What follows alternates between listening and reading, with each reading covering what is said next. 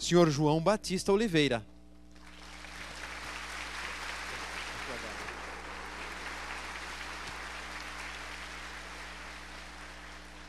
Eu estranho quando falam João Batista de Oliveira, eu fico procurando para saber quem é, principalmente aqui que eu sou bi. Bom dia. Melhor ainda, bons dias. Tenho avisos rápidos para lhes fazer. Este aqui é o mais importante.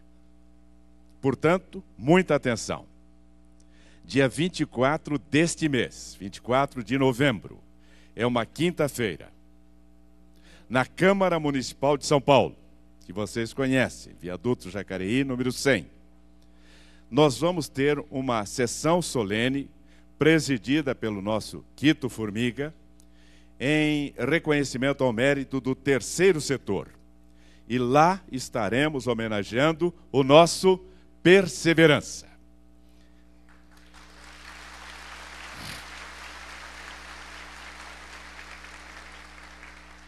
Receberá a homenagem também um cidadão um pouco desconhecido, está começando nesta área, chamado João Carlos Martins, que é o maestro que toca, embora esteja com as suas mãos totalmente travadas, e que desenvolve um trabalho junto a crianças, iniciando-as na música.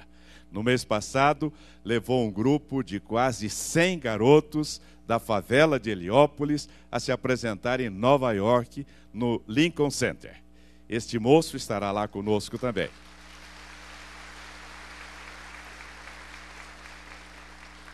Ficou bem claro então, dia 24, quinta-feira, 19 horas, Câmara Municipal. O nosso coral vai se apresentar. Tadeu já firmou o contrato aqui comigo e o coral vai se apresentar. Vou contar uma coisa a vocês. A Câmara Municipal de São Paulo nunca foi a mesma depois do dia 3 de dezembro de 2003, quando o coral me fez uma surpresa.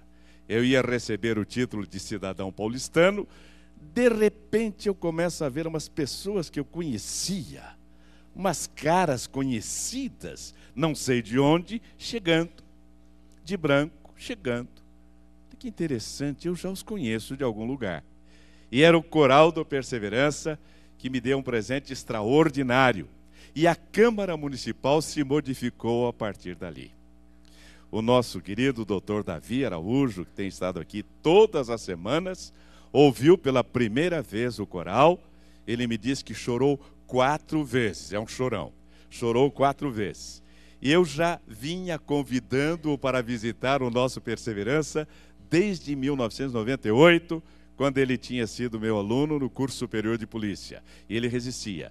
Depois desse dia, ele veio e não deixou mais de vir. Então, em homenagem a tudo isso, 24 de novembro, Câmara Municipal. Nós vamos ter, no dia 1º de dezembro, uma palestra gratuita sobre comunicação, sobre oratória. Chama-se Boas Dicas para Boas Falas. Vai ser no CIEE, Centro de Integração Empresa-Escola. Quem for tem que se inscrever previamente. Não há custo, mas a inscrição é obrigatória. Pode ser pelo site ciee.org. Procurem lá, por favor, no professor Google e se inscrevam. Quem for e se inscrever vai receber grátis um exemplar do livro Falar Bem é Bem Fácil. O CIEE adquiriu alguns exemplares e vai entregar gratuitamente. Dia 1º de dezembro. É uma quinta-feira, começa às 8h30 da manhã, com um café e depois vem a palestra. Se quiserem melhores informações, entrem no meu site, JB Oliveira, www.jboliveira.com.br, que lá estarão os detalhes, inclusive o telefone e a forma de inscrição. E no dia 3 de dezembro nós vamos ter o último curso de oratória deste ano. Também está lá a informação. Hoje eu vou falar sobre um tema, alguns até já conhecem, porque eu anunciei no programa de rádio. O tema é igual, mas diferente. que será isto? Quem será igual, mas diferente? E aí nós vamos lá no primeiro livro da Bíblia, como sempre fazemos, no livro de Gênesis, para acompanhar a criação do mundo, e na criação do mundo, um instante em que no capítulo 2, versículo 18, está escrito assim: não é bom que o homem esteja só, far-lhe-ei uma companheira que lhe seja idônea. Ao dizer isto, quer-se dizer alguém que esteja na mesma estatura, no mesmo nível moral, espiritual, intelectual do homem. Porque o versículo 20 vai dizer que entre todos os seres que habitavam a terra, não havia um só que se comparasse ao homem. Todos os seres, e eram muitos, não tinham como comparação o ser humano, que era imagem e semelhança de Deus. O único ser com capacidade de autodeterminação, único com capacidade de se comunicar, de usar racionalmente o seu cérebro. Não havia nenhum outro. Então era necessário que fosse criado alguém igual ao homem. E criou então a mulher, que é igual, mas diferente. Há alguns mitos e realidades sobre a mulher. Um deles é de que Deus criou o homem primeiro para ter um rascunho para fazer a sua obra-prima. Eu já Vai aplaudir por quê, Ana? Eu já contei aqui que há uma outra teoria. Também vocês já sabem que Deus criou o homem primeiro para não ter que ouvir palpite. Porque a mulher não consegue ficar sem dar palpite. Mas eu tenho que reconhecer que a primeira teoria é a teoria correta. O homem foi feito primeiro como um protótipo, como um anteprojeto, para sobre ele criar-se algo mais evoluído, mais perfeito. As senhoras gostaram?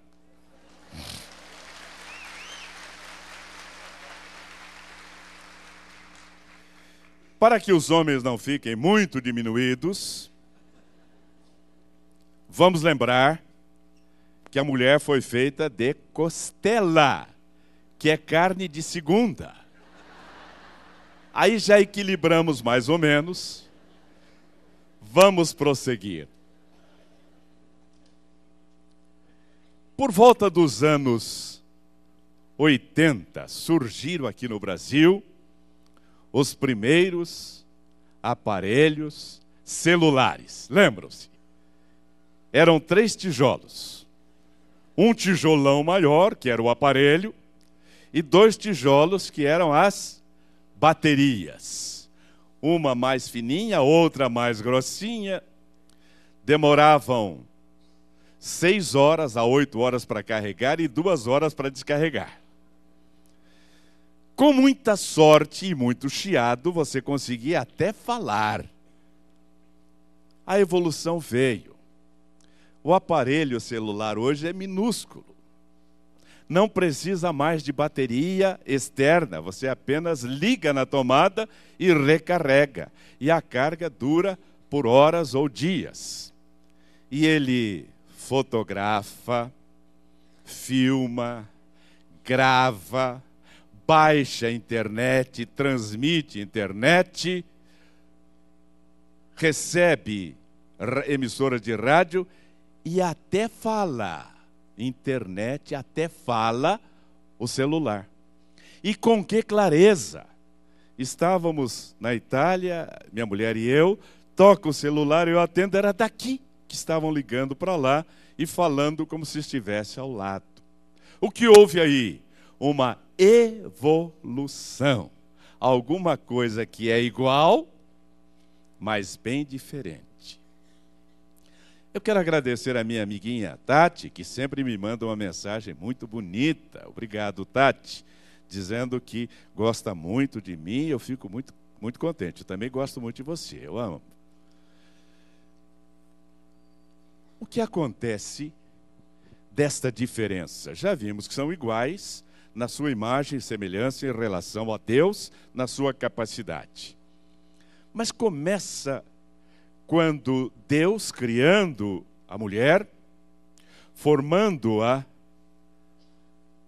do próprio homem, da costela do homem, entrega-a a ele. E ele diz: esta agora é osso dos meus ossos e carne da minha carne. Ela será chamada varoa, porque do varão foi tomada. No hebraico, há uma aproximação maior, porque o termo hebraico para varão, homem, é ish, e para mulher, varoa, é isha. Então ele quis dizer, ela será isha, porque de ish foi tomada, ou seja, ela foi formada da mesma essência do homem, com as mesmas características.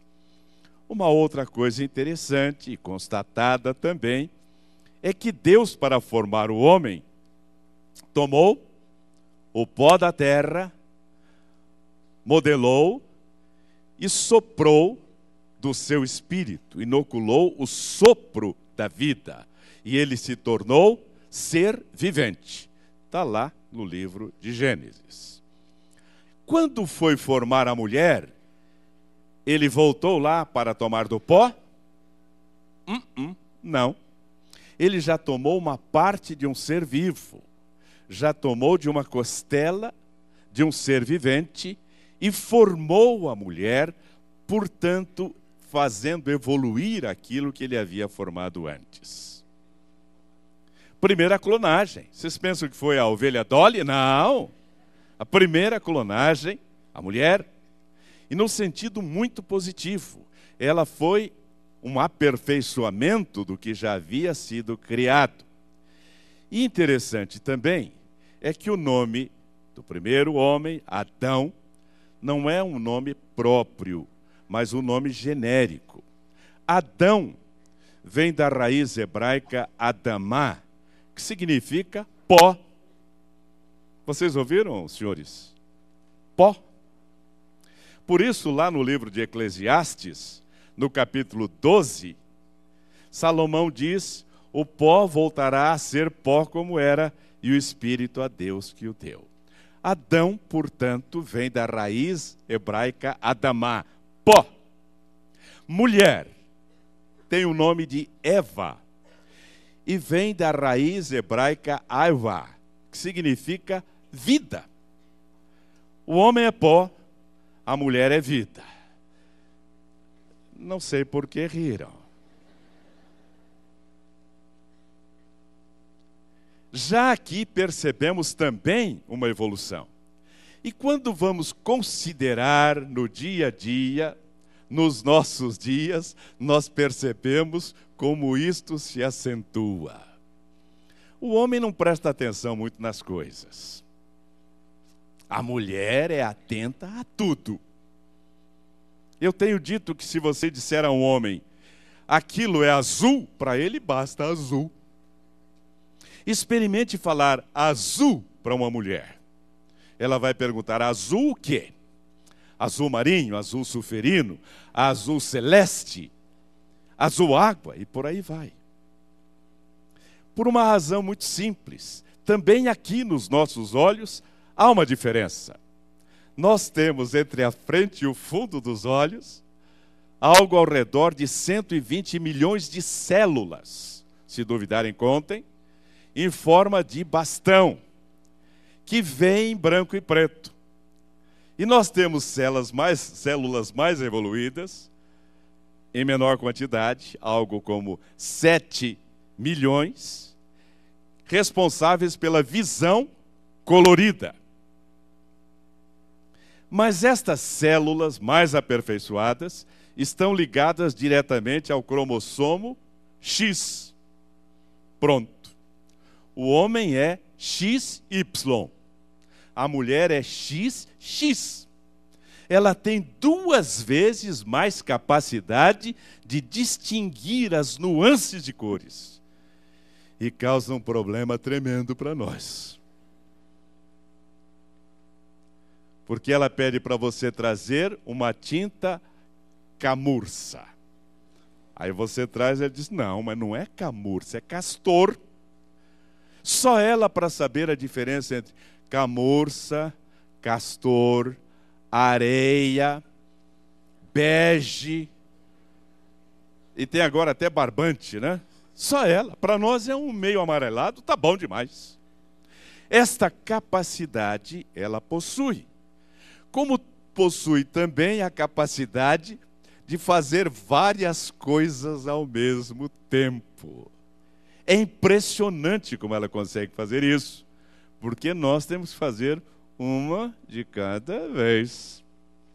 Mais do que 2 já dá confusão. Já ouviram também isto, o homem dirigindo o seu carro e procurando o endereço. Primeira coisa que ele faz, tira o som do rádio, porque não dá para ele procurar o endereço e ouvir rádio ao mesmo tempo. Ele faz isso? Só ele, né? Agora imagine se ele está dirigindo e ela está conversando com ele e ele procurando o endereço, como aconteceu hoje, né, dona Tereza? Ele procurando o endereço, ele passa. E aí ela vai ficar aflita, dizendo, você passou, você passou. Detalhe, você passou. E aí ele justifica, é claro, você está falando comigo. É verdade? É o que vocês observam?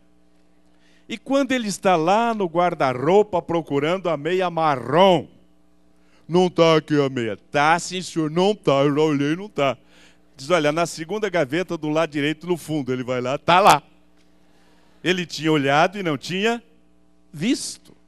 Detalhes tão pequenos de nós dois, que o homem não percebe e a mulher percebe. Há uma outra constatação muito interessante, já devem ter notado também, que acontece quando o homem sofre uma comoção cerebral, uma comoção muito forte, ou uma pancada, ou um aneurisma, ou um derrame cerebral, e ele fica sem condições de falar. Há alguns que têm que aprender tudo de novo, porque a afasia impede que ele fale. Não é isto? Devem conhecer casos assim. Quando acontece uma coisa dessa com a mulher, ela continua falando do mesmo jeito ou mais.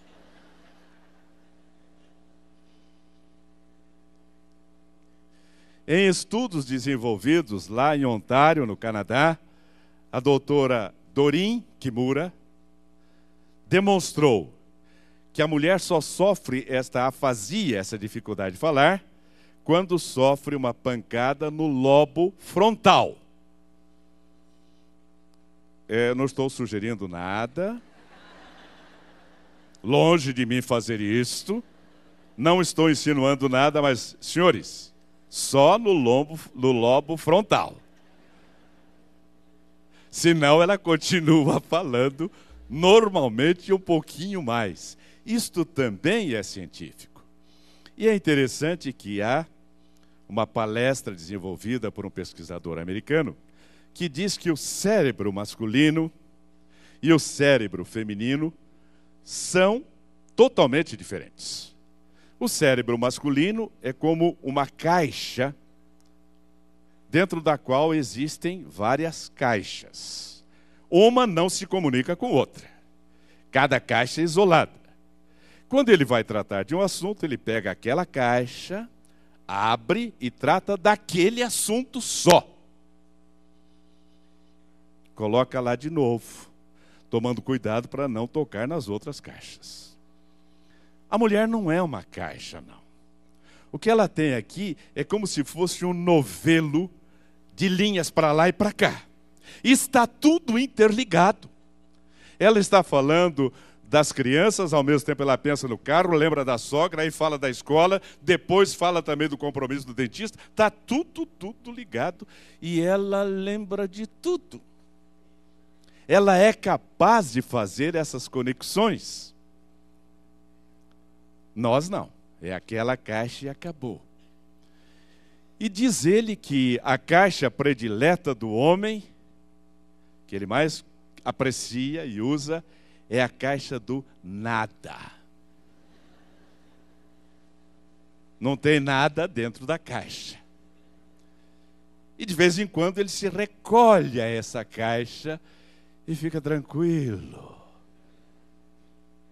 Nós estávamos em Santos e ontem demos um passeiozinho pela beira da praia e vimos vários pescadores, homens, jogam a linha e ficam.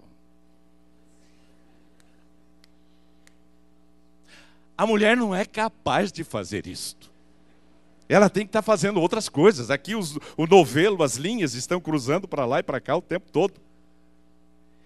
E ela fica impressionada em observar como é que o homem pode ficar sem fazer nada. Se ela descobre que tem essa tal caixa do nada, ela pergunta, eu posso entrar nessa caixa? Não. Não. Porque se você entrar na caixa do nada, não vai ser mais caixa do nada. E imagine ela entrando na caixa, não, acho que ficariam bons quadrinhos aqui. Uns vasinhos de flores, a dona Teresa fez isso lá no escritório. Eu tenho escritório há 30 anos, até 27 anos estava tudo certinho. Ela foi, botou vasinho, florzinha, quadrinho, fotografia, mudou tudo, já não é mais a mesma coisa. Ela não compreende, porque a sua atividade é constante. Querem ver uma outra coisa que eu sempre digo?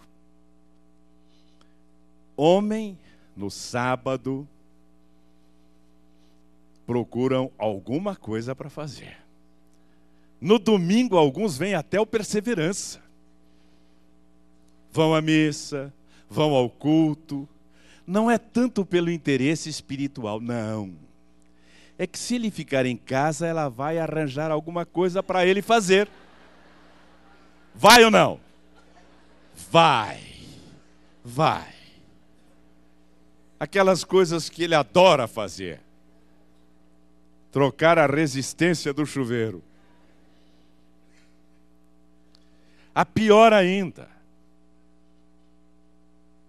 trocar o corinho da torneira que está pingando.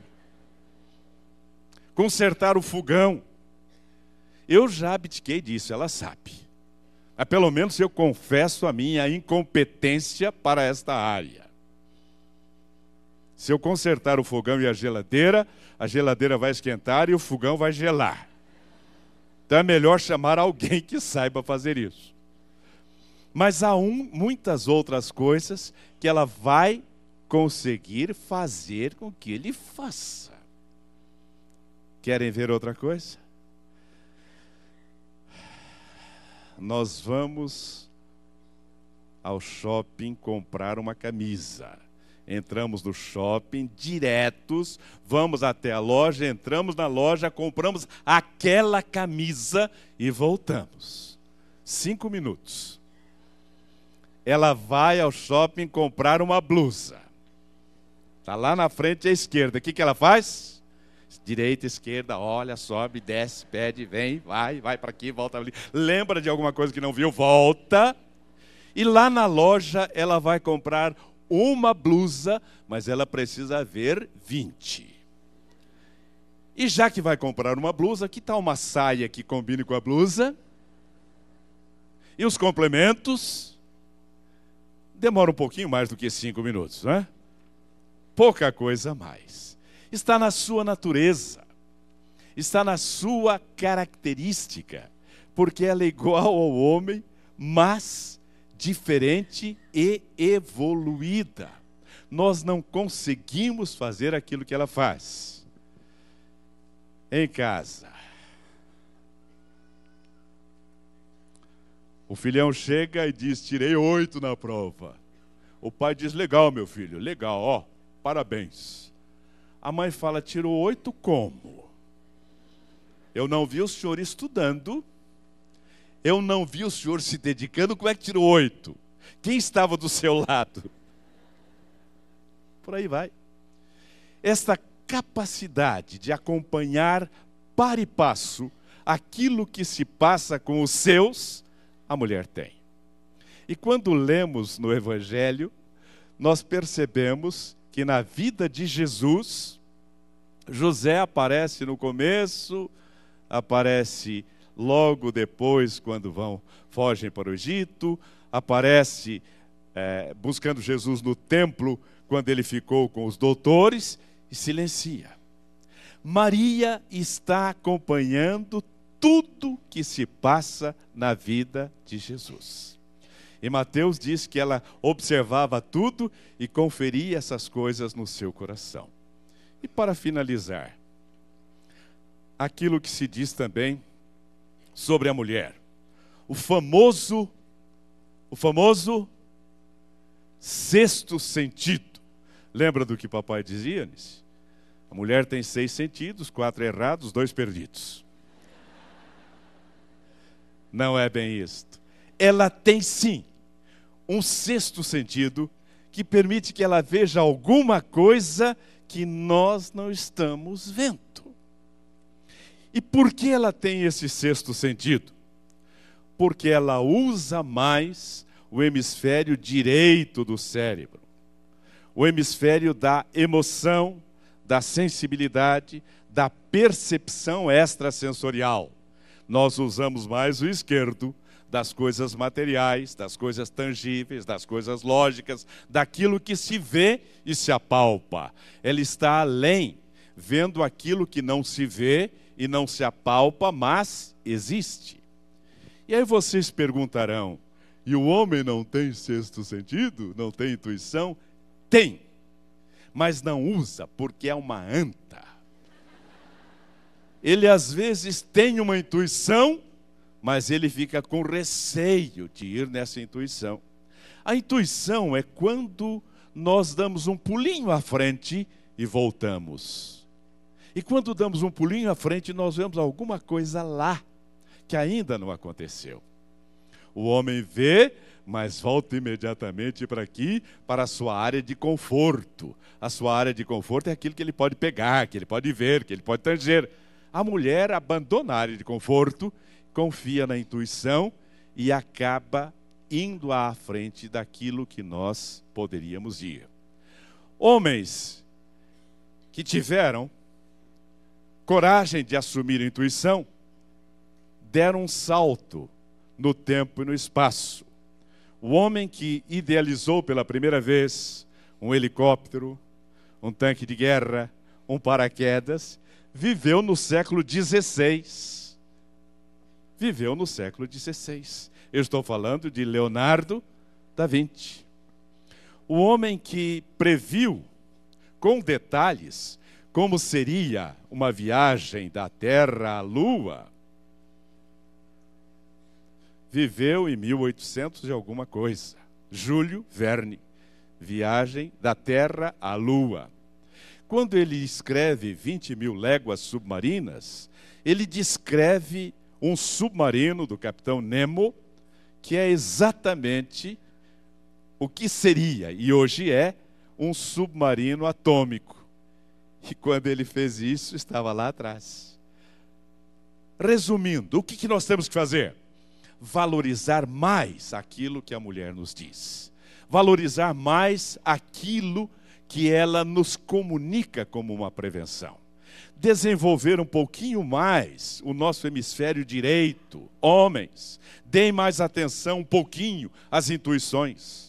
No mundo corporativo, nas empresas onde tenho ministrado cursos, o que hoje se recomenda é que não seja descartado de imediato, gratuitamente, uma intuição descartada, mas que se dê algum valor e se procure saber até onde ela pode ser aplicada. E aí, já que falamos em Júlio Verne, francês, vamos terminar com outro francês, Victor Hugo, que no seu poema O Homem e a Mulher descreve essas diferenças há 200 anos. quando ainda não havia esse conhecimento. E ele termina dizendo: o homem, enfim, está colocado onde termina a terra, a mulher onde começa o céu. Obrigado.